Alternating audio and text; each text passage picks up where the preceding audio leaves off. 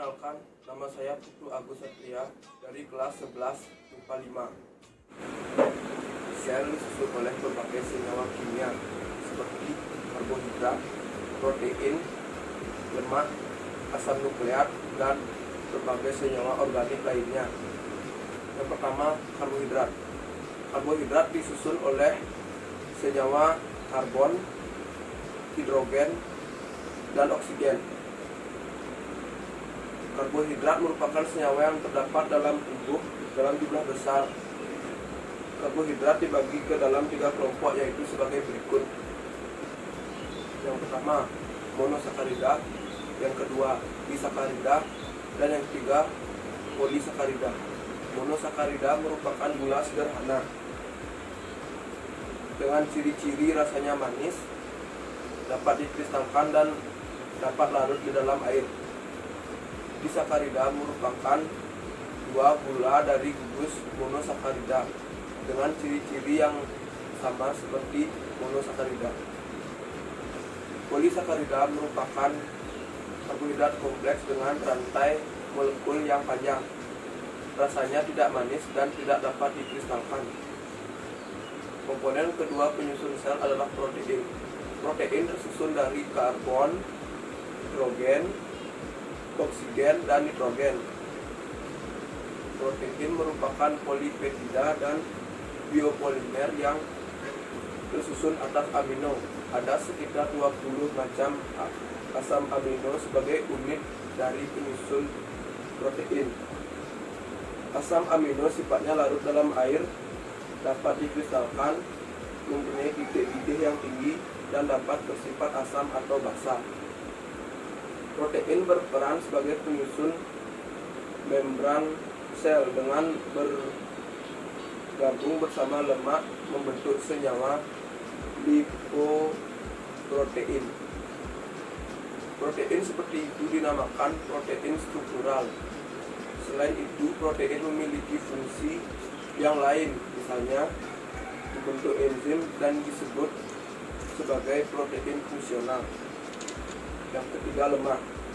Lemak merupakan senyawa yang tersusun atas karbon, hidrogen, dan oksigen. Lemak tersusun atas senyawa gliserol dan asam lemak yang merupakan unit dasar penyusun lemak. Sifat lemak diantaranya tidak larut dalam air, densitas atau kerapatan lebih rendah dari air, memiliki vikositas atau kekentalan yang tinggi. Contoh lemak dapat trigliserida. Komponen penyusun sel yang keempat adalah asam nukleat.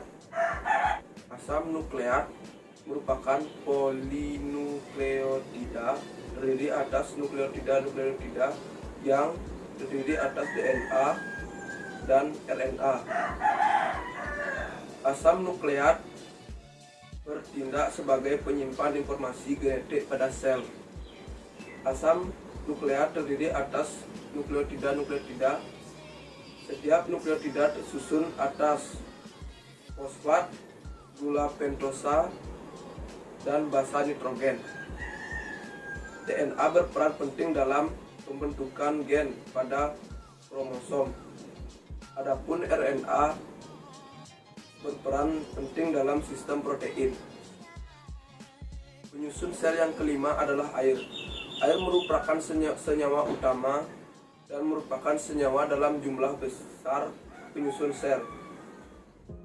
50-60% berat sel, yaitu air. Air merupakan bagian esensial cairan tubuh yang terdiri dari cairan intrasel atau sitoplasma, plasma darah, dan cairan ekstraseluler. Air berfungsi sebagai pelarut dan sebagai katalisator dan reaksi-reaksi biologis.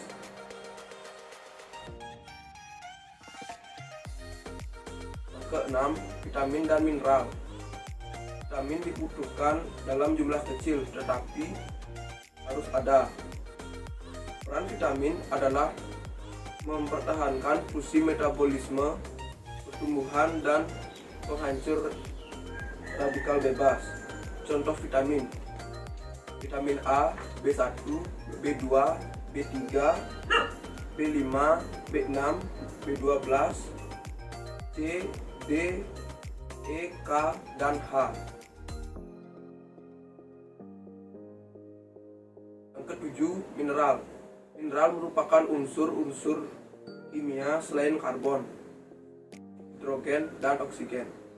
Mineral ada yang terdapat dalam jumlah yang besar, yaitu makroelemen seperti kalsium atau Ca, fosfor P, dan magnesium G, natrium Na, kalor Cl, dan belerang. Mineral lain terdapat dalam jumlah sedikit, seperti zat besi, yodium, seng, kobalt, klorium, dan mineral. Mineral berfungsi sebagai komponen struktural sel, pemeliharaan fungsi metabolisme, pengaturan kerja enzim, menjaga keseimbangan asam dan basa.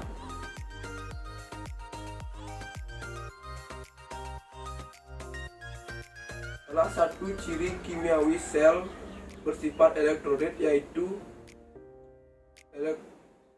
elektrolit berarti memiliki hantaran listrik karena terdapatnya ion-ion.